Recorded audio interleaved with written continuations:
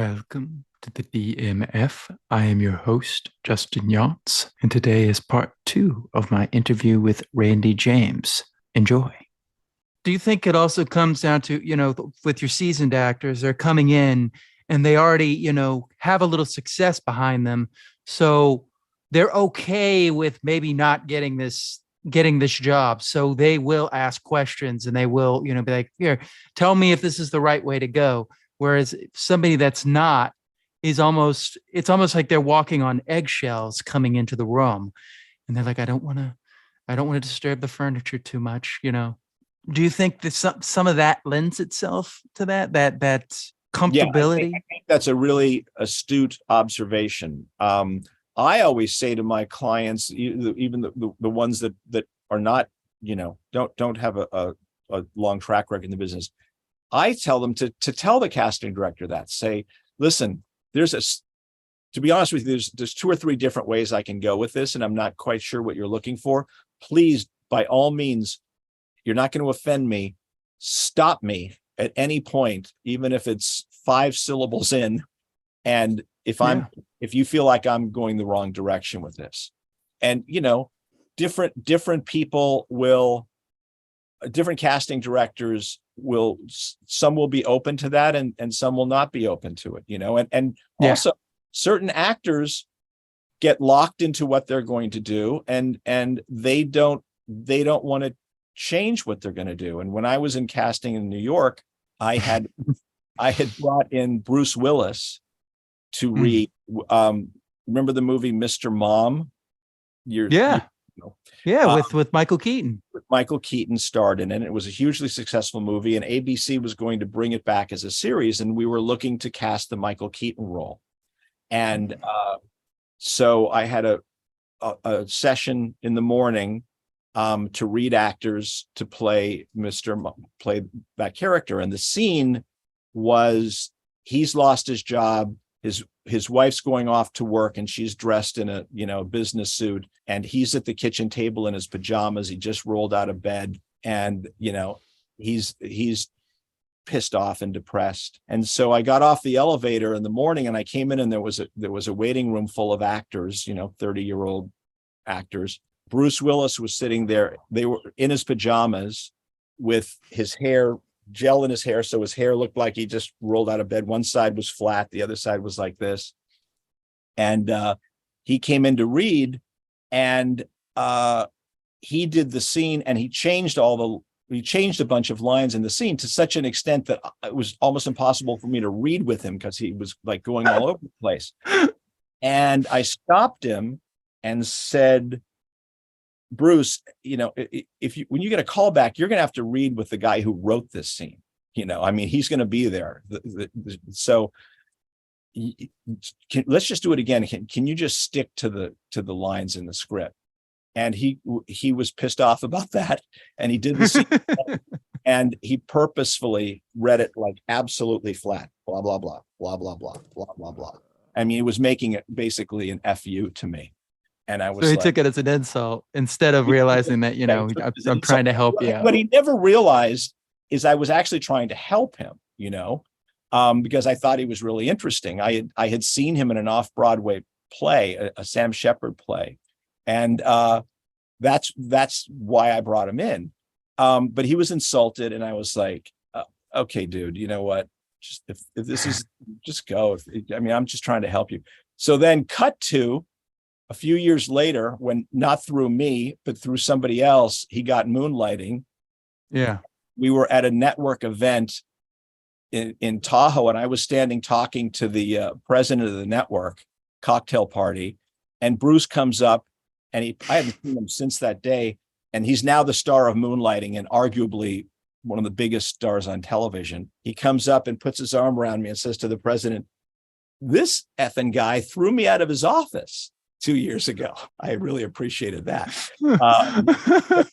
I have no problem with him. I've been spoken to times. He's a good guy. But, actors go into this business because they have egos and they have big personalities, and, that attracts that. So, some actors are more open to to getting that criticism, and some casting directors may be reluctant to give it because of the experience that I had. For example, they may just want to say, no, you just do your thing, and I want to see what you can do. Now, so it's when you threw him out of the office, or supposedly threw him out of the office, that's how he characterized it. That's how he saw it. Yeah.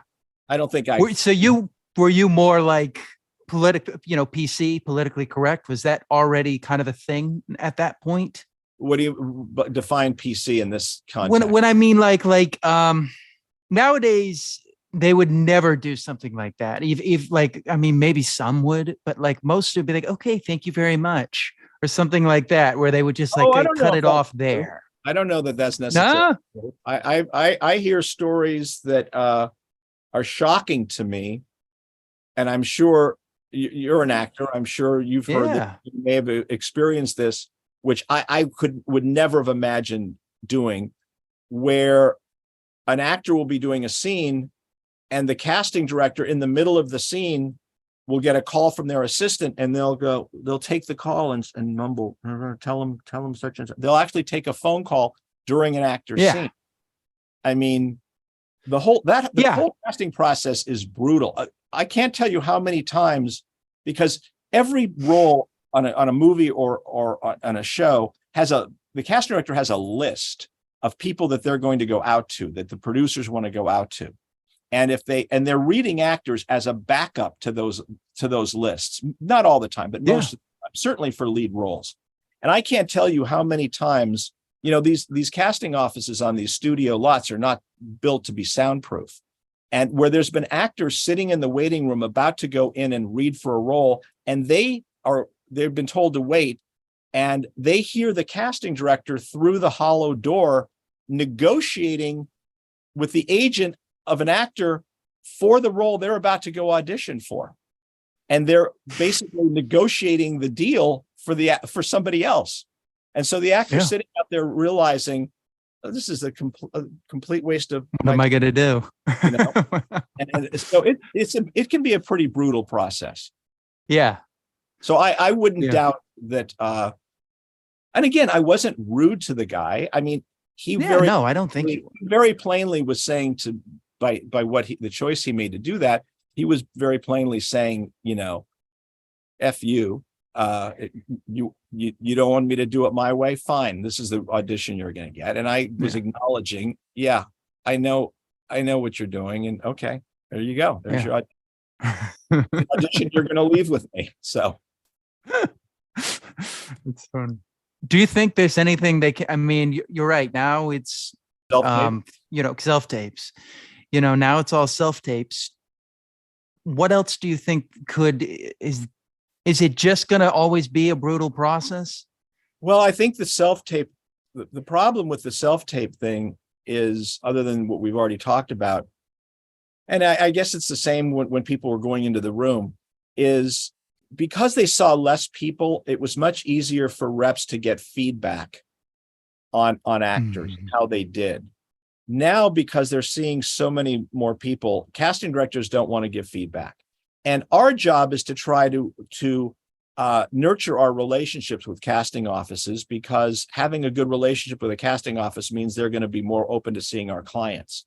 So it doesn't serve our purpose, and especially doesn't serve the client's purpose, to hound casting directors for feedback if they don't want to give it. Now, if someone's had 3 callbacks and they're down to, that level of casting where they're going to make a decision soon, we'll always call up and say, any notes, anything they can do differently, all of that. But after a first round audition, it's very frustrating for actors because they work hard on this. And some of them will go out and pay a self-tape studio, $75 or $100 to put them on tape. Well, not most actors do, unless they have a really state-of-the-art setup at their home, which we encourage people to do. That's what they do. And even if they have a state-of-the-art setup at their home, they don't have somebody competent to read with them. So if you go to a self-tape studio, you at least they're usually run by actors, and they usually have someone who can at least give a reasonable off-camera reading. So And you can fall into it as well as the actor. You're not sitting there. If you're taping it and you're playing director now, and when you go into the self-taping, that you can just fall into it, right. because you don't have to worry about, hopefully you picked a place that, knows how to read and, knows how to set up the camera. So I can see the pros and cons of both. The con is, to answer your original question, is that actors will do 30 self tapes and not hear a word. They don't get a call back, and they never hear anything. And it becomes, understandably, a really, really frustrating process. Yeah. Because they do all this work, they do all this prep, they do what they feel was a good audition, and it just goes out into the ether, and Yeah. it's just crickets. They never hear another word, and Nobody says anything. they'll call us up and say, I mean, back when they still thought they were going to might get some feedback, before the world changed a few years ago, they would call us up and say, did you get any feedback? And I mean, unfortunately, our answer, and again, we don't put it quite this coldly, but sort of as a joke, but the truth is, your callback will be your feedback, because there's no feedback anymore 90% of the time. I mean, there are certain casting offices that we have a great relationship with, casting directors, and if we think somebody did a particularly good job and is particularly right for the role, we'll email and say, hey, how did our girl do, or whatever. Yeah. And we'll get some kind of feedback. But we're very respectful and careful about doing that, because we know that it's the last thing that they want to do. My son works with me, Colton James. He's a manager, and he was an actor for many years as a kid. And then he went to work at one of the busiest television casting offices in LA for television, Ulrich Dawson Kritzer, UDK. And they cast so many, usually hour long shows. But these shows, he would be involved with the casting of, the weekly episodic characters. And some of these shows, Supernatural or whatever, would have 9-10 characters they were casting every single week. And these agents and managers would have their clients go in and read for these things, and then would get upset that they couldn't get feedback. And Colton would say to me, Robert Ulrich is who he worked for there, he said, Robert sits through, Robert would work till 2 a.m. in pilot season. He sits through 100 auditions a day. He's not going to sit there and take notes. If somebody, again, it's like what I was saying to you with the tapes. If somebody isn't right, they're just not right, and they just write pass. I just put a P when I was in casting. I didn't sit there and write a whole, dossier on every nuance of why the audition didn't work. Didn't have time. So, that's why, to me, the feedback didn't really mean anything, because Colton used to say, that some of these casting directors, if they had to give feedback, were, oh, he just wasn't right. He wasn't the right, he wasn't the look we're looking for. These sort of generic things. Very rarely are you going to get any kind of specificity that is going to help you as an actor to change anything, because they're just, quite honestly, they're not taking those kind of specific notes, and they don't remember. They just remember you weren't one of the guys they marked for a callback. Yeah. They're not, they can't articulate why the audition wasn't good. Even if they could, even if they did give feedback, it probably would be feedback you wouldn't really want. It'd be like, we didn't like the way he looked, or he was too short, or, something external that you can't really do anything. How about the fact that it wasn't a great audition? Period. Or that, the audition didn't work, or I have clients that have been in the business for decades, and they work all the time, but they still have to audition for things. And they will call me up, and they'll do an audition that's a great audition, and that I think is a great audition, and they don't get a call back. It doesn't go anywhere. And they'll say to me, I don't get it. Like, what do I have to do? That was a great audition. That was as good an audition as I could do. And I said, yeah, but you didn't see all the other auditions. And I said, I'll say, not that you did anything wrong, but there were other people who, based upon their look, their energy, their age, or just more importantly, an inherent quality that they have as a human being, that made them more right for this particular role. It's not that you did anything wrong. It's not that your audition wasn't really good.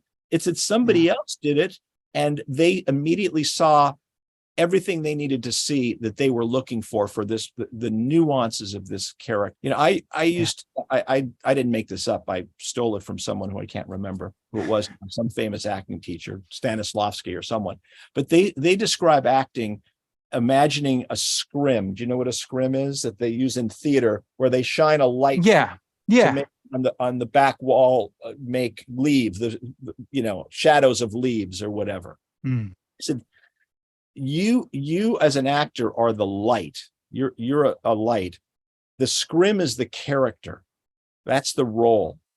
And you're taking what you have that makes you who you are, every quality about you, your look, your energy, your personality, all of the nuances that make you who you are, even maybe the ones that aren't outward but are inward. For an example, with someone like James Franco or someone else that has all of this stuff going on inside of them that isn't what people see. You're taking that and you're shining that light through this scrim, and what comes up on the wall behind is the performance. And so the most important part of that is the scrim doesn't change, but every actor has a different light that they're shining through it. I know this is getting a little woo-woo, this conceptual. No, I like it. I mean, but every actor has a different light that they're shining through this scrim. And so what ends up being the performance on the back wall is different with every actor. And it doesn't mean that one actor is a better actor than another. It just means that performance is what the director or producers or studio people, whoever making the decisions, that's what they wanted to see. Going back a little bit, back to the Tom Hanks thing, when you talked about, bosom buddy, do you remember anything about that audition, or is it this too long ago that there's no way to remember anything? He was really funny. He was really good. But I will tell you that I was in the conference room when Joyce showed his audition to all of the ABC execs, and their idea of what this character, what they were looking for. And by the way, Bruce Willis had the same thing, was on Moonlighting. Bruce Willis was an unconventionally good-looking guy. He wasn't what I used to call an Aaron Spelling handsome leading man. And at the time, Aaron Spelling, they used to call ABC the Aaron's Broadcasting Company because he had so many. So the network were looking for more of a classic leading man for Moonlighting, and they had read countless people on both coasts, and they read Bruce, and he just came in and created this great character that worked. There was the same thing with Bosom Buddies. They wanted a guy who was much more of a typical ABC square-jawed, handsome leading man. They sort of saw Scolari as more of the offbeat character guy, and so when Joyce played Tom's audition, one of the very high-ranking female execs in the room, when it was done, said, well, he's very funny and he's very good, but I don't want to F him. And Joyce, who was afraid of no one and had a huge personality, screamed at this woman who was a very high-ranking executive and said, who the hell cares who you want to F? This guy is going to appeal to the public, to his person, and she basically sold them on Tom Hanks. Now someone who didn't have that much confidence in themselves, when a woman who had the power that this woman had at ABC made that statement, that would have been the end of it. She would have said, well, we got another tape over here of a guy coming off a soap. Let me show you him. But Joyce was like, everyone in the room, particularly although I wasn't surprised, just spent 6 weeks on the road with her, but everybody was like, Yeah. speechless, I should say. But have you ever heard that story? What was it about Kevin Bacon and Footloose? And that was the thing they kept getting back from the casting director. He's just not affable. And then he went and oh he no, got I never heard that. he went and got a like a $500 haircut, and he came in, and then he finally got the part. Like it was Yeah, like 3 callbacks, and she just kept, he's just not affable. yeah, yeah. And finally, somebody said to him, well, just go get like a really expensive haircut or something. He came in, and it was like, finally, then they went with that. Right. But that's funny. Yeah. So that would be like the equivalent of like Kathleen Kennedy at Disney or whatever, somebody yelling at her, like that. But you're right. A lot of casting directors, if they don't have that kind of, spine to, jump up, you're right. They would just go, well, we have this one next. Right. Instead, she was like, we don't care what you think. And that's also what makes a good casting director. I'm reading a book right now. I think it's called Sex, Video, and Pilot Season by a guy named Joel Thurm. It's a good book for any actor to read, because Joel at one time was the most powerful casting director in television. He was head of casting for NBC when NBC, its whole Thursday night lineup and all of those shows. And he wrote a book. It really talks about the whole casting process and his experiences. And there are several, he cast Grease and all of these different things. There are several points in that book where he talks about having to do just that, having to really fight for an actor. And a good casting director will fight for an actor that they believe in, because, to a certain extent, it's a fine line, because these people are who hired you and who you work for. But on the other hand, they hired you to advise them as to who would make a great choice. And so that's something that happens all the time. If somebody is good, they have to stand up for what they believe in. And I guess you could apply that to anything that you do in life, any job that you have. You don't want to get fired, but also, at the end of the day, you've got to sleep at night. You got to live with yourself. It's the same. You see the same thing with directors. Absolutely. Yeah. Some directors will be like, no, we're not changing that. We're going with it. We're not doing more reshoots. Whereas you have a lot of directors who just kind of cave to the studio, and then you see like kind of what they were doing. And then you can see the reshoots, and you're like, right. It doesn't fit the tone now. Yeah. Because they tried to appease everybody. Correct.